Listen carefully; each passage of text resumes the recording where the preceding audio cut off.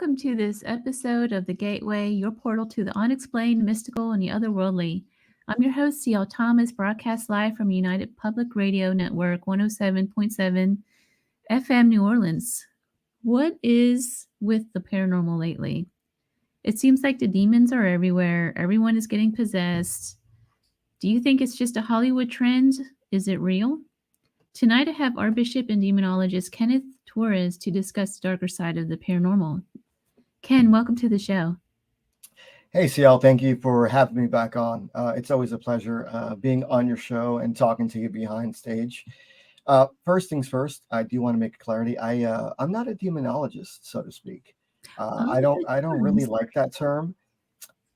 I don't necessarily care about the history of demons, where they originated from, their characteristics, and their traits. That doesn't entertain me. What I try to focus on as an exorcist and a person who does pastoral counseling is the liberation of the individual. The only thing I care about is the time of your arrival and the time of your departure. Everything else is just a distraction. Now, granted, there are some other people out there that are reputable and knowledgeable that have been around for a while, and that's their thing. But I feel like the word demonologist is tossed around a lot. And for me, this is a serious vocation. It's a serious vocation. We deal with a lot of people that are afflicted, that are dealing with mental illness and trauma. So demonologist is not part of my repertoire. So, and Gotcha. just for clarity. Sorry about that. No, you're fine. No, you're fine. You're fine. It's natural. You know, those words are intertwined a lot. They are. I mean, every time someone says that they are an expert in this field, they automatically start calling themselves a demonologist or an exorcist. What is the difference between all of these terms that we toss around like this? Well, first of all, an expert in what? I mean, there are variations of demonology from across the world. There are over 1,000 religions. So what are you an expert in? Is it Catholic demonology? Is it Judaic demonology? Is it Christian demonology? Is it Islamic demonology? Is it Astrosaurian demonology? Is it Hindu demonology? So the list goes on and on. So what type of demonology do you specialize in? I will assume that most people, when they say that, they mean Christian demonology. And even then, that's a vast term. Demonology is traditionally a theological course that is taught in seminary school. And now there is a influx of people learning demonology courses at some other schools online. And you know what? Knowledge is power, and I'll keep my opinions to myself. I don't want to stop anyone from learning. Right. But traditionally, demonology is a theological course that is taught in seminary school.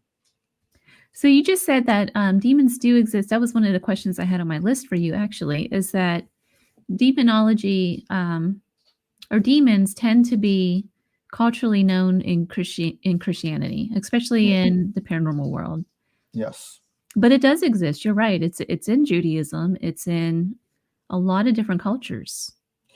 It is. I mean, we look at history, even in Africa and in the Middle East, there is some sort of belief of a darker energy, a demonic entity. And that varies across religions and cultures from around the world.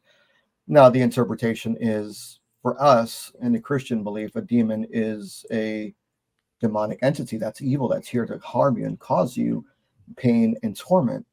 As opposed to other customs and cultures, they believe in it as a neutral deity. And they also believe that they can summon these demons and have them possess them to help them with their crops, to leave them alone. You see a lot of traditional practices in Africa. There are rituals where individuals, the tribes, will dance for certain seasons, and they will, through dance and through chanting and ritual and music, they will have that entity or the demon come inside of them, possess them, offer themselves momentarily, so that way they can prosper and have a wondrous season of harvest, whether it be for corn, whether it be for rice. And so it all depends. Generally speaking, there are people who have also beliefs that demons are their friends and that they can make contracts with them. And while granted, this can happen, there normally is a price to pay at the end. And that price, I assume, is pretty heavy. The price can be pretty heavy. It's been my experience that the price is your soul, your life, or a family member. So I just tell people that whatever you believe in, just be cautious. I mean, you're dealing with unseen and unknown forces that have never walked the earth. And if you think that your human body, that your human comprehension is smart enough to outsmart a demon, then you've probably got another thing coming. I implore you to go back to school and learn. It's a dangerous path walking down it. And I don't mean to insult anybody's other belief systems, but in my experience, these things are not good.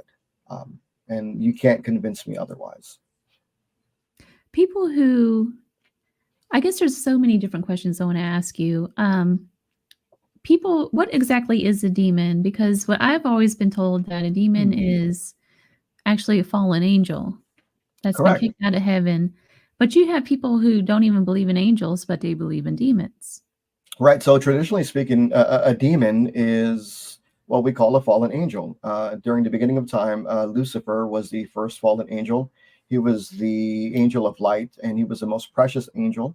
He commanded one of the choirs of heaven, and he rebelled against God. And because of that, in the instant of an eye, he fell to earth, and he took half of the choir with him. So a demon, yes, traditionally speaking, in the Christian belief, it is a fallen angel. Now, I think it might be different, like in Islam, it might be some neutral deity. I'm not too well versed with Islam, but there are different interpretations of what a demon is. But Abrahamic belief systems, generally speaking, the thought process is that the demon is a fallen angel. So yes, in the Chinese culture, they're called yins. Yeah. I'm not sure if elementals would be considered demonic-like beings. No, I don't know too much about elementals. I hear about elementals, and that word, I hear it very much, Especially lately. especially lately. I Yeah. don't know. I don't know what to make of it yet, because I haven't had an encounter with a supposed elemental.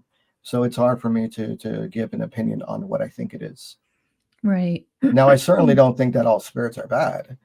The church teaches, and a lot of traditions within the church teach that demons and spirits are bad in nature and that they're all evil.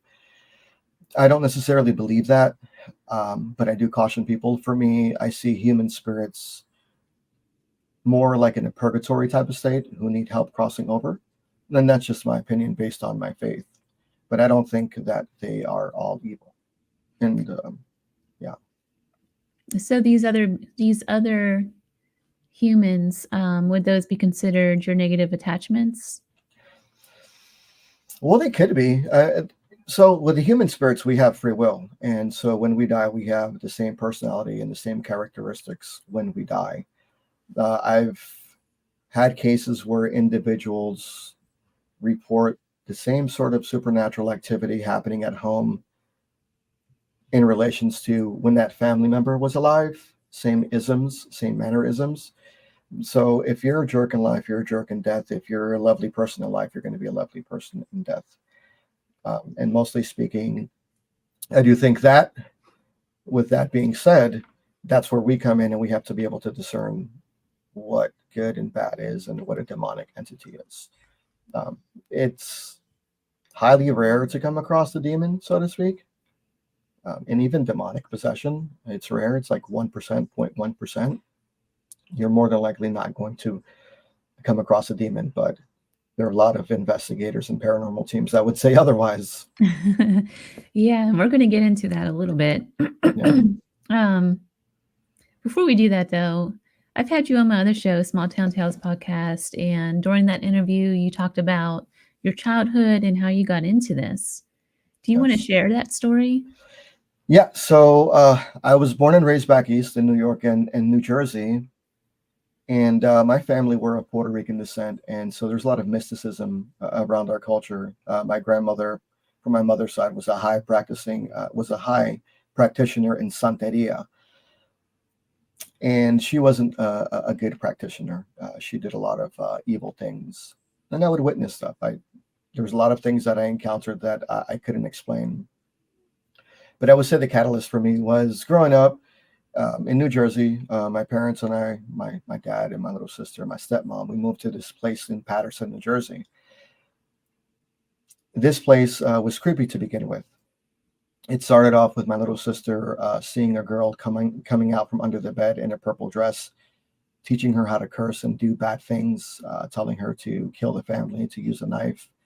From my father going up and down the stairs and just getting tossed around like a rag doll, or just a bike coming down from the second floor, unhinging itself, rolling around 20 feet around the corner, and just launching itself down the stairs, to the point as well where my dad and my sister and I were watching a movie one day, and we saw my little sister walk across the kitchen, and we're like, sis, come back here. And we're like, she's like, I'm here. She was sitting down in front of us the whole time. There was this entity that walked across the kitchen that looked exactly like her.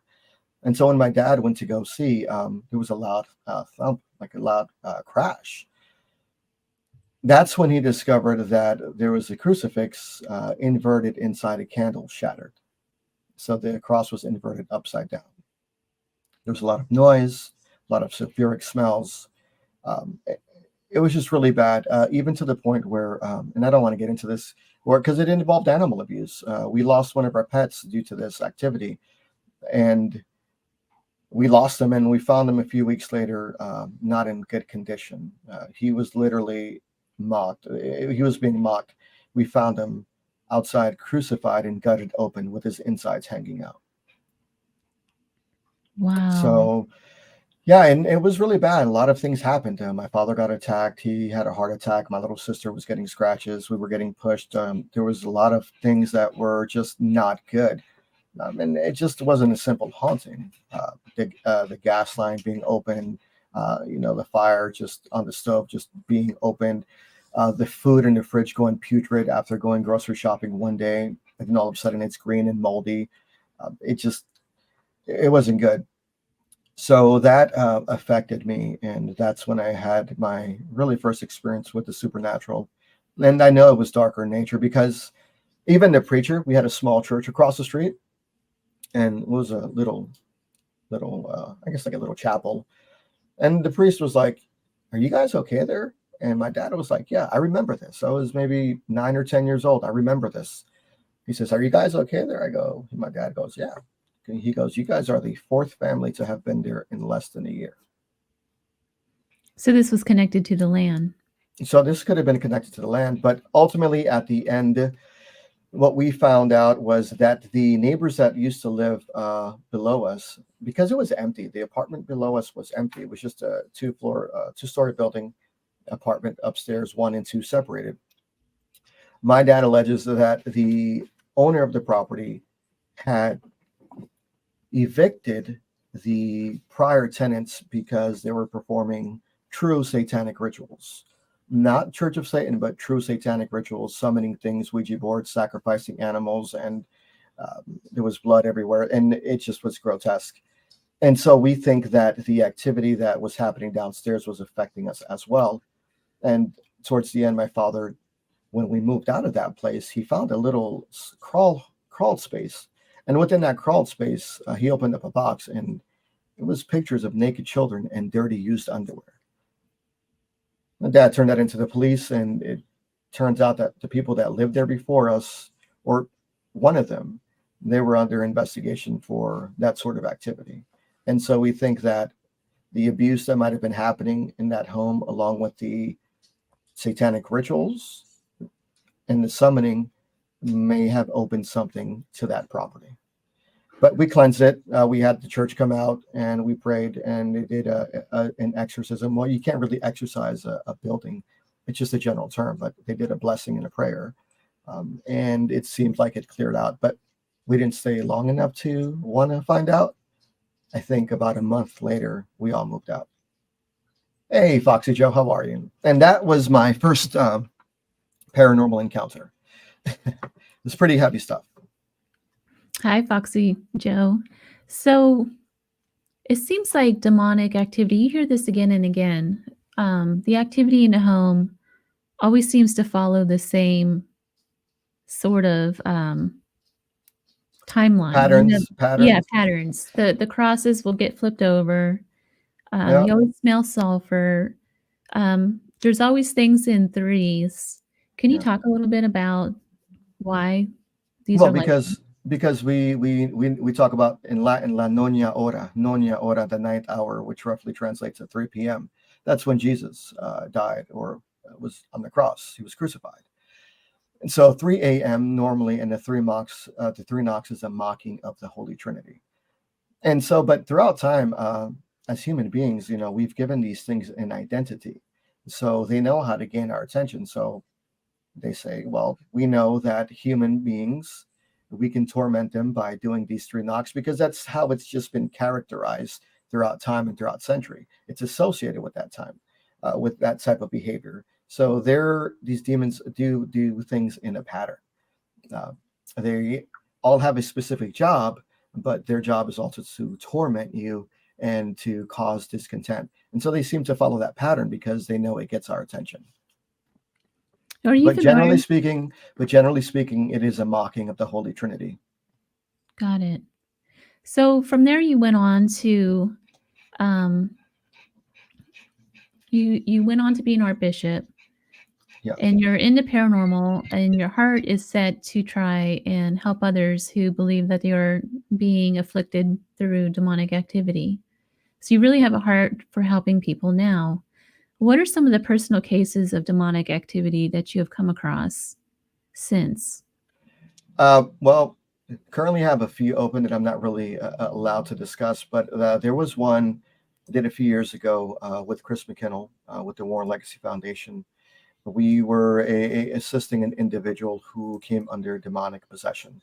And the reason why we know this is because we received the reports that the Vatican had sent out some priests out there to do a blessing. The psychological evaluations were done, the physical evaluations were done, and everything came back clear and conclusive that there were no signs of mental illness or any physical ailments. But allegedly, the two priests went to the home to meet with the family to speak to this individual. And upon arrival, the individual started levitating, crawling up the wall, speaking different languages, and it frightened these priests so much that they never came back. And for months, this individual was afflicted.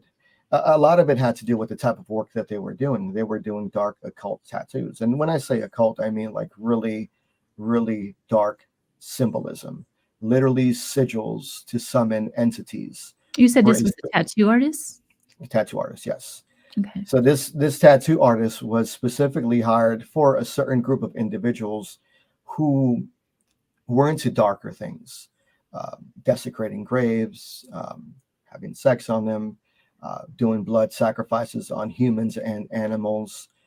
So she was into some pretty heavy stuff, and unfortunately came under possession. We were able to liberate her. We had a team on hand. This was in France. We were assisting virtually because at that time it was the pandemic. There was no way to get over. So we had a team on the ground helping us do the ritual. And during this, this individual didn't know any sort of English or Spanish. But as soon as I started talking in Spanish, this individual responded back to me in my own language. They then proceeded 5'5", actually like 5'1", 120 pounds, took their brother and tossed him across the room. 230 pounds, Scandinavian Viking, muscled, solid. Tossed him across the room 20 feet and broke his arm. So we were like, okay, this is heavy, this is real, but we maintained our faith and we just kept on fighting the good fight. And we were there for several hours.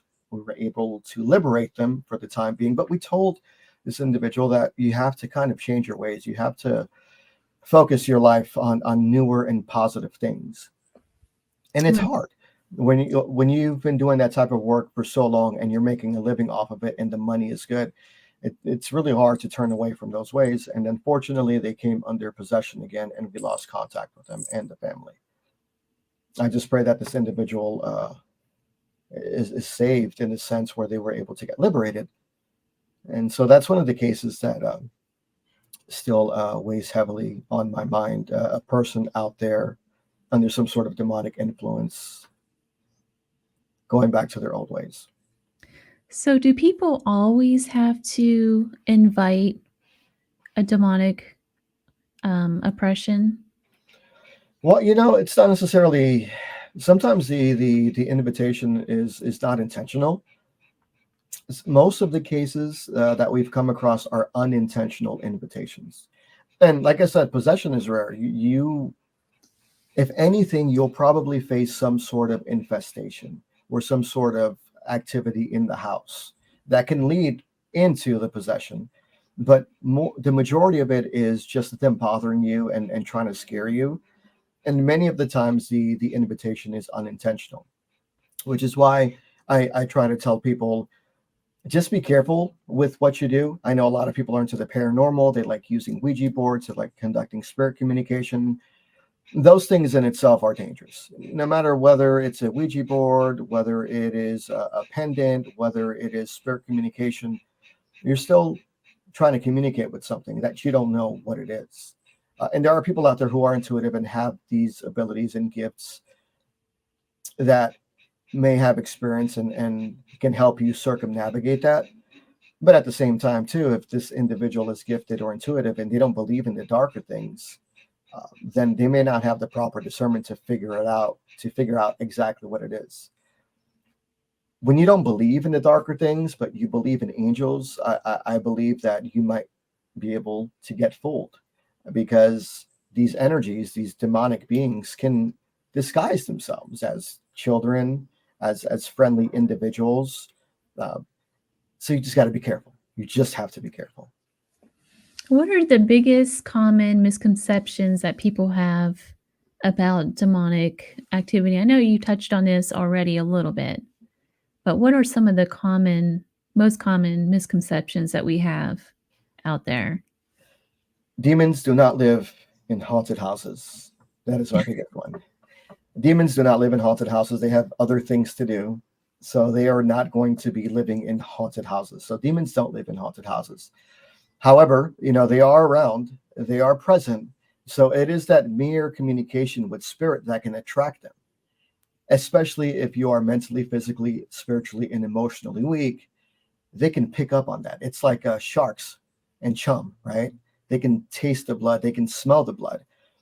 So it's that mere communication with other spirits during a paranormal investigation that can attract them. And then they can go to the location, and then you can bring home an attachment, or they can influence you, or they can affect you in a way where you get sick. So that is a common misconception, is that they live in haunted houses. Another common misconception is demons cannot read your mind. They cannot. They don't have that ability. They don't have that authority spiritually, so they cannot read your minds. A lot of people will say otherwise. Oh, they can read your mind. No, they can pick up on certain essence because they're well in tune with how you live your life. They Mm-hmm. understand that there's trauma and that there's anxiety and that there's everyday stresses, and they observe and they can watch these things. And so they can send signals to your brain to make you have a certain dream. They can influence you in that way, but they cannot read your mind. That's a fallacy. That's interesting because, again, you do hear a lot of people who are oppressed, and we'll get into the difference between oppression and Yeah, possession. yeah, But they seem to play on your vices. So how would they know that a person has an addiction or suicidal ideologies or whatever it may be? yeah. Because they're smart. They can pick up on certain faculties, right? They can pick up on whether or not you're a person that lives a positive life, that exercises, that eats right, that doesn't smoke, that doesn't drink. They can pick up if you're a family individual that's always happy and able to serve other people. But they can also pick up on your emotions and feelings by watching.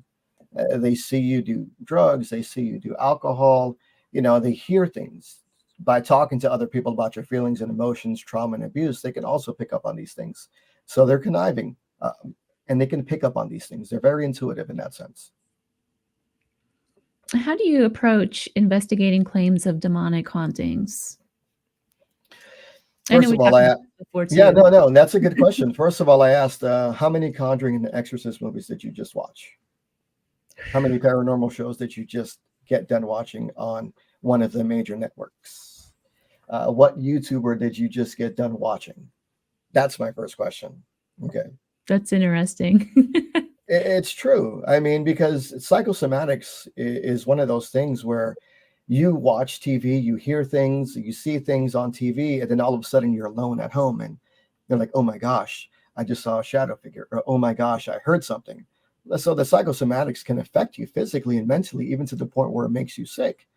And even that by itself, where there's originally nothing there, you just going into that mindset can now leave you open to the possibility of being afflicted and attacked by these negative energies. But we also have to approach these with caution, which is why we require my religious order, the Solomonic Order of St. Michael the Archangel, we require that all of our clients who have these allegations, who claim that there's demonic possession, we require that they do and conduct an extensive mental, physical, psychological evaluation. And not only that, though, we talk to them, we get to know them, we learn about their family history, the things that they like to do, their hobbies, what their job is like, what their financial situation is like, what their marriage is like, what their friendship is like. Do they have a past use of drugs and alcohol? So we look for all of those things to determine whether or not, and then we're also looking for any supernatural evidence. Mostly people who say that they are possessed are not possessed. You'll have other family members that come to us for help and say, we are noticing these things. But in my experience, people who say that they are possessed are not possessed. Now, they might be oppressed in a sense, or they might be suffering from some sort of infestation in their home. But at the end of the day, we still need concrete evidence and proof of that before we even try to conduct an exorcism. And even before that, there's a pastoral counseling phase and a chaplaincy phase where we counsel people, we send them to the proper resources, mental health, physical, taking their proper medication. So it's a process. It takes time. Was it a lot of counseling as well? Yeah, a lot of the work that I do is mostly counseling. A lot of the work that we do is counseling, because if we can avoid this exorcism part, that's great. If we can help empower you and help you understand that you are in control, but you have to change certain things and that maybe you're hurt and that you need to address these wounds, then you won't be a victim of these entities. What is the difference? What's the easiest way for people to understand out there the difference between oppression and possession? So oppression is the stage of oppression involves the gradual spiritual and psychological effects on the individual. And so this person may experience feelings of fear, anxiety, depression, physical or emotional pain, insomnia, and other disturbances. And they often feel a presence or an influence surrounding them. As well, though, what does that sound like too? That sounds like a diagnosable mental illness. That sounds like it could be schizophrenia. So mental illness and demonic possession do go hand in hand. One doesn't negate the other. We just have to be really careful. And that's why we are looking for the supernatural evidence. Do you have an aversion to religious objects? A holy cross, holy medal, Saint Benedict? Are you displaying supernatural strength, supernatural feats? Do you have knowledge of things that you shouldn't know about individuals? Are you always in a trance-like state of mind? So we look for things like that while we make our assessment. And then the possession part is, at this stage, the demonic entity, it gains control over the individual's body, mind, and actions, often resulting in a radical personality change and the loss of self-control. And so this person will show aggressiveness, speak in different voices, as I mentioned, possess superhuman strength, or demonstrate knowledge beyond their capabilities, amongst other things: levitating, walking up walls, contorting, eyes turning completely white, distorted voices, multiple voices coming out at the same time. Got it. So I want to turn the conversation to what's going on in paranormal right now. This is where it kind of gets a little bit interesting for the paranormal listeners out there, I guess. Yeah. Right now on the TV shows, it's almost like a circus, I think. I don't know. Every single investigation has the investigators are getting possessed.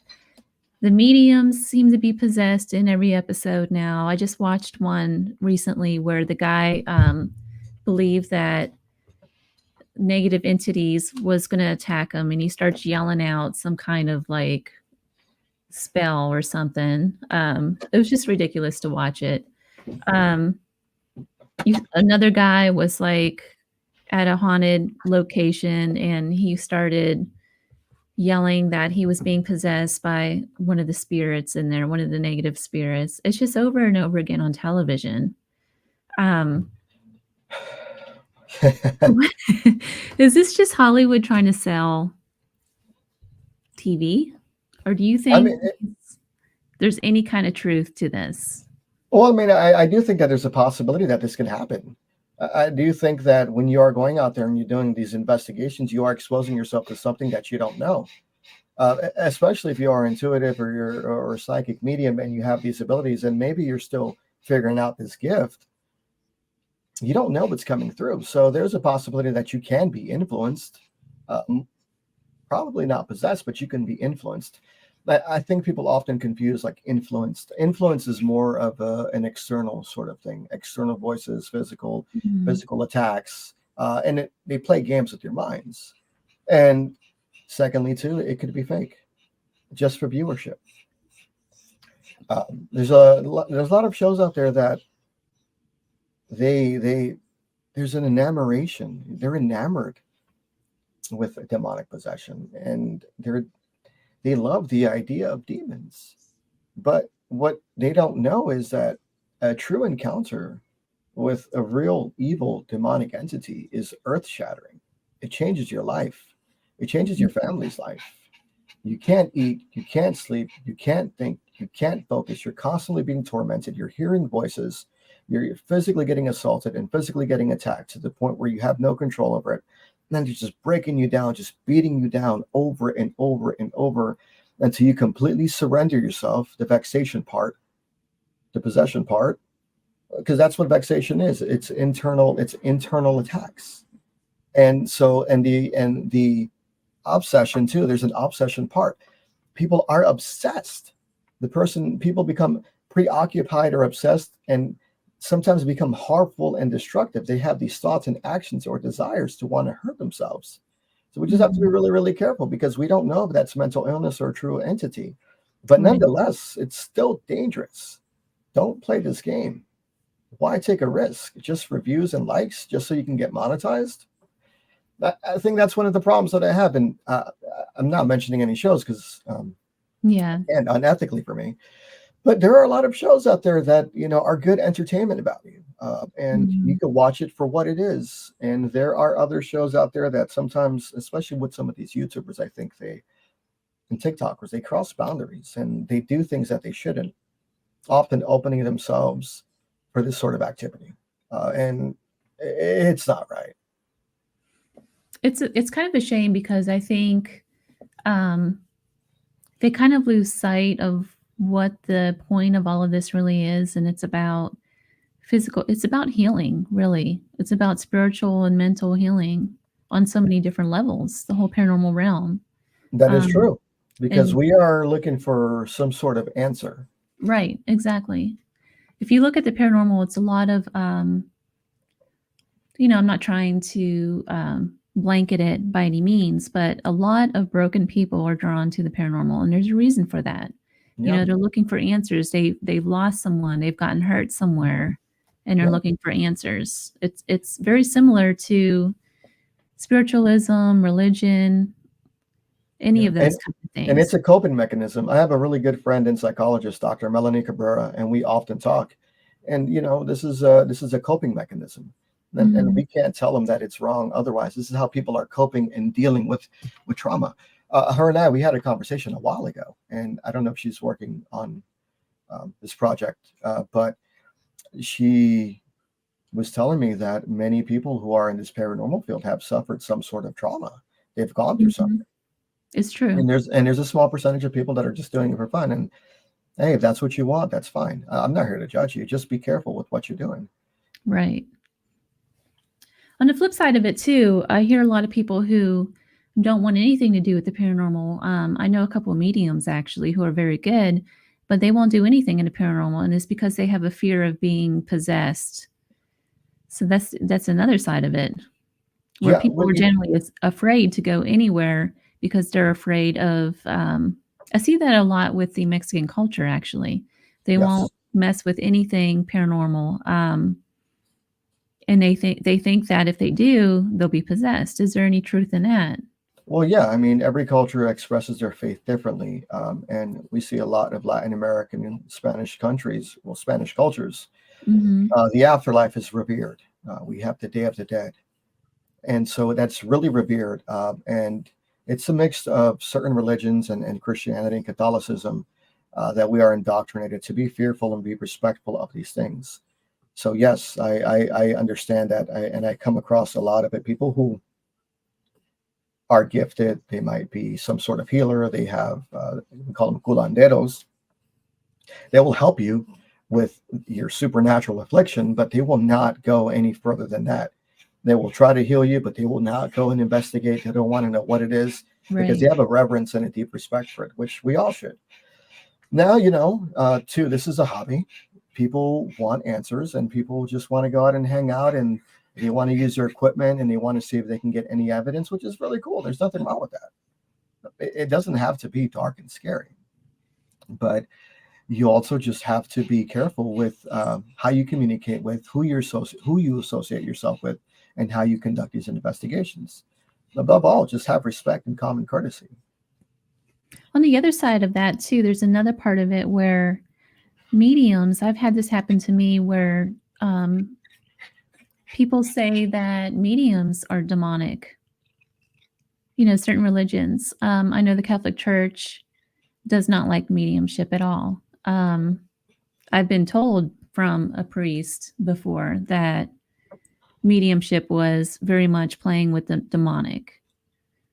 Yeah, generally that's what the church teaches, and I have a difference in opinion. We look out biblically throughout the Bible. Um, we have these prophets like Book of Daniel. They were visions. I think that people who have these abilities are gifted and they are a divine gift from God. But I think it's also how you use these gifts. For me, I call it the spirit of discernment. So if I'm in church and I can see these spirits, right? Just speaking, if just because I go to church and I see these spirits, I'm okay, right? I'm a holy person because I can see it because I'm in church. But if it's any context outside of the church and all of a sudden it's wrong, Mm-hmm. I don't buy that narrative. I think that people who have these abilities are gifted from the Creator. They're gifted from God, but it's just how you use these gifts. And I can understand why that thought process and why that narrative is like that, because most of these encounters, especially from a lot of these priests who are with the Vatican, who are exorcists, they've had negative encounters. And the ones who are exorcists, a lot of their cases, when I compare case files, a lot of them have been in result because individuals have consorted with mediums and they are doing things that they shouldn't. So I can respect that, but I don't align with that thought process. Got it. I do want to talk about a case that it inspired the movie The Conjuring. Yes. This Arnie Johnson, that whole case. I'm going to read this just because viewers probably don't know the full story of what actually went on. They're just going to base it off of The Conjuring. Yeah. In the trial of Arnie Johnson, the Devil Made Me Do It case that was like in, I think, 1980s. Yeah, I think 1983 maybe. Yeah. So it was the defense was actually sought innocence based on a claim of demonic possession and denial of personal responsibility for the crime for Arnie Johnson. And what happened was he the uncle of the kid? That's the part where I kind of get No, confused. so no, Arnie was the boyfriend of his sister, of Debbie Glatzel. Okay. Okay. Yeah, And it so was Arnie her Johnson was 12-year-old Debbie son. Glatzel's little brother, and Arnie Johnson was the boyfriend.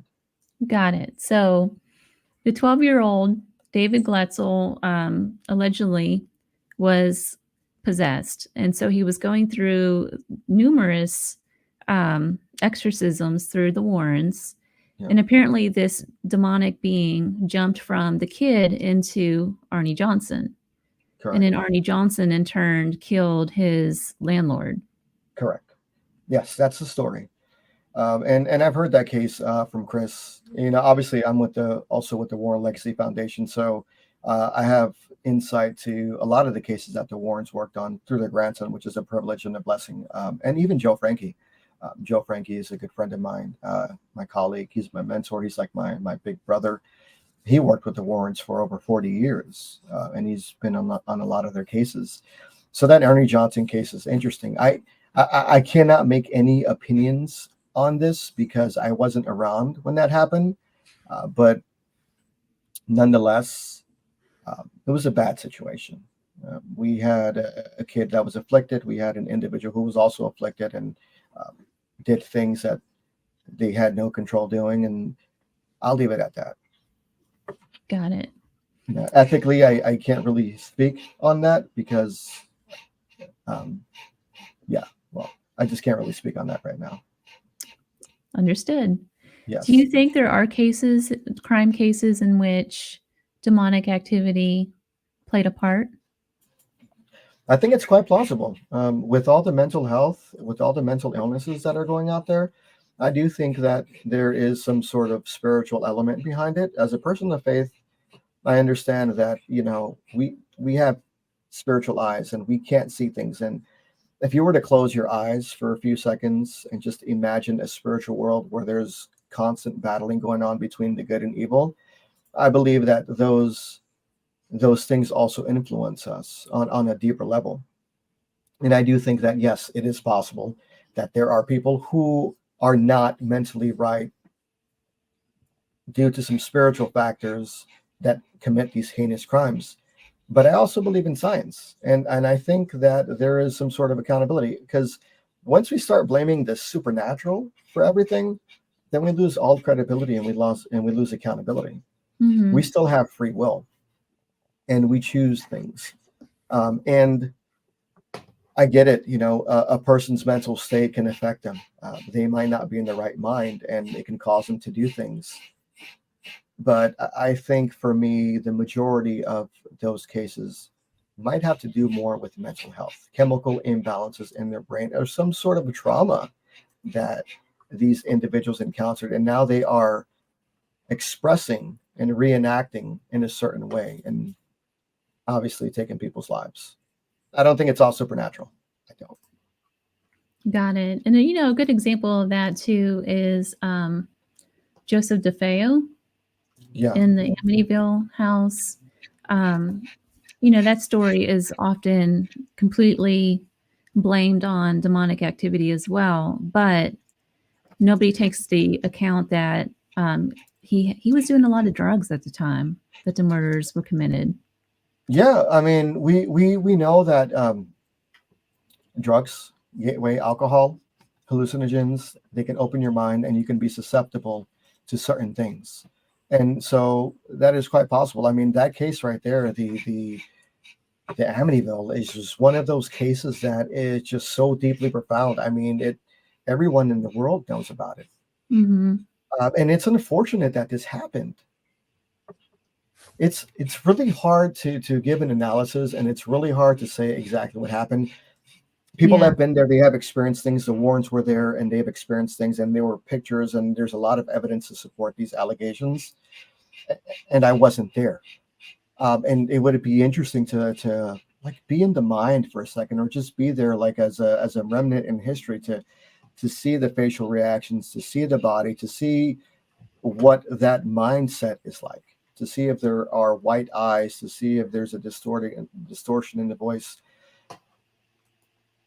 But once again, you have to be there.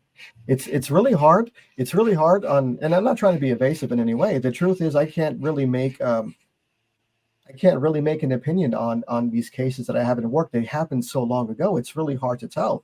They can be a combination of many things. It can be mental health. It can be drugs, or it could just be free will and using the excuse of, you know, this made me do it. And we just have to be really careful and cautious. I do believe, though, that at least with the Arnie Johnson case, there was a lot of support, a lot of claims and evidence to support it was. So I do think with the Arnie Johnson case that certainly was the case. But as far as other cases, mixture of mental health, free will. Sometimes people are just born evil and they like to hurt people. And that doesn't have to do anything with the spiritual side. Although deeply rooted, they may need some good life and some good light inside of them. But there are some people that are just naturally born evil. Kenneth, we're almost at the bottom of the hour already. Can you believe it? What? That's crazy. I know. Yeah. We've just been talking away. I've been asking you question after question after question. Yeah. Is there anything that... Yeah, I was going to say something. I keep on laughing because your profile picture is right under me and I'm wearing black. And every time I look at my video, I see myself in a white shirt. I go, oh, that's not me. Yeah, it does look kind of weird, doesn't it? It's like I'm right there. It's like form fitting. So I'm trying to not laugh at that. I keep hearing a dog. I keep looking at Yeah, my dog. it's my dog in the background. Sorry, he broke into the office. He's hanging out in his chair. He wants belly rubs. No. So what do you have going on in your life right now? Are you writing a book? Are you working on any new projects? So I did write a small book last year called Introduction to the Demonic. It's a small guidebook for paranormal investigators, and it has questions and answers and misconceptions. And as well, I do plan on working on some other projects, mostly doing some podcasts, traveling. But I have just come back from a 2-month hiatus. I had surgery in my stomach in December. And I'm just recovering. I lost 75% of my stomach, so I'm healing little by little. We have one of our boys. He's a cat. He's older, not doing too well. He has end-stage kidney failure, so we've been at the vet with him a long time, a lot this week, and so we're just trying to make him comfortable, praying that he gets a few more months. Yeah, and well, I'm just looking forward to other projects. I do have another show that I'm doing tomorrow. I'm doing a podcast at 1. Well, actually, doing a TikTok live with other paranormal teams from Spain. And then I have a radio show that I'm doing at 5 p.m. from Mexico. It's a continuation of a podcast from last week. This week I've got, so I've been pretty busy. But I've got a couple of things in the making. I just normally don't publicize a lot of what I do. I'm not that type of individual. I don't really feel the need to share what I do. If it's an event that I'm going to be doing, I'll share it, like a podcast, I'll share it. But most of what I do, I just try to keep hush hush. So how do you stay grounded and maintain your mental and spiritual well-being while delving into the dark side like this? Well, my faith. My faith is the most important thing. My faith, my wife, my family, my animals. Taking time for myself, disconnecting, grounding myself, playing sports, golf, hiking, rowing, rock climbing, archery, and just knowing when to be still and learning how to prioritize my life and not taking on so much. There's a fad where everybody just likes to overwork themselves and they want to take everything. They want to take every single case. They want to do everything. They don't prioritize their health and their well-being. If you don't take care of yourself, you can't take care of your clients. Plain and simple. There's no ifs and buts. If you're not healthy, then you can't. Even to the point where, like, recently my wife was like, I want to go back, and she's like, you still got some time to heal. January rolled around, and I started rolling in and back slowly, and so this week has been a whirlwind, and I've had literally 6-7 appointments dealing with clients, pastoral counseling, chaplaincy, deliverance calls. It just kind of comes up out of nowhere. And there are moments where it's quiet. I'm like, Lord, thank you. I get to study. I get to read. I just get to look out my window and enjoy the view. And there's just times when nothing is happening, and that's okay. But once those calls start rolling in, all right, you're ready. Yes, you know what? And I keep on saying because I get nervous because of my traumatic brain injury. But I do have something. Yes, I will be teaching at the University of Magicus with Patty Negri. starting Sunday. I'm going to be one of the teachers there. And so the first class that I will be teaching is the life of Father Gabriele Amorth, who was the Vatican's leading exorcist for over 40 years. And then the second class that will lead into it was actually supposed to be the Arnie Johnson case. Talk about that case a little bit and talk about how, demonic possession presents itself in different cultures and different beliefs. And so this school it encompasses all different belief systems. And what I'd like to do is I'm going to go in there and I'm going to be unbiased. I want to be able to help people understand this phenomena from a clerical perspective, but also give them the tools to help them understand and be well prepared, no matter what belief you are. So that way you're well guarded, you're well grounded, and you understand these signs beforehand. So that way you can contact somebody who knows how to deal with these things. So that is my goal overall with teaching these courses and these classes. And also too, teach about the paranormal, the scientific approach behind it, how it's a hobby and how it's become so mainstream and how it can be enjoyable, but at the same time with the risks it has. Mm-hmm. Well, it's always a pleasure to have you on this show. Thank you so much for being on again. Thank you so much. Thank you for having me. I can't wait to come back on. Oh, you're definitely going to come back on for sure. Yes. I wanted to ask you about Father Amorth, but I just didn't get to it. It's in my notes, though. I wanted to talk So Father Amorth was one of the Vatican's leading exorcists. I believe he was born in 1920 or 1902 in Moderna, Italy. He was a soldier for the resistance in France, and he was he studied law, a politician.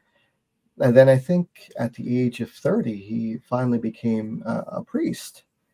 But he didn't become an exorcist until his 60s. And he recently passed away in 2016.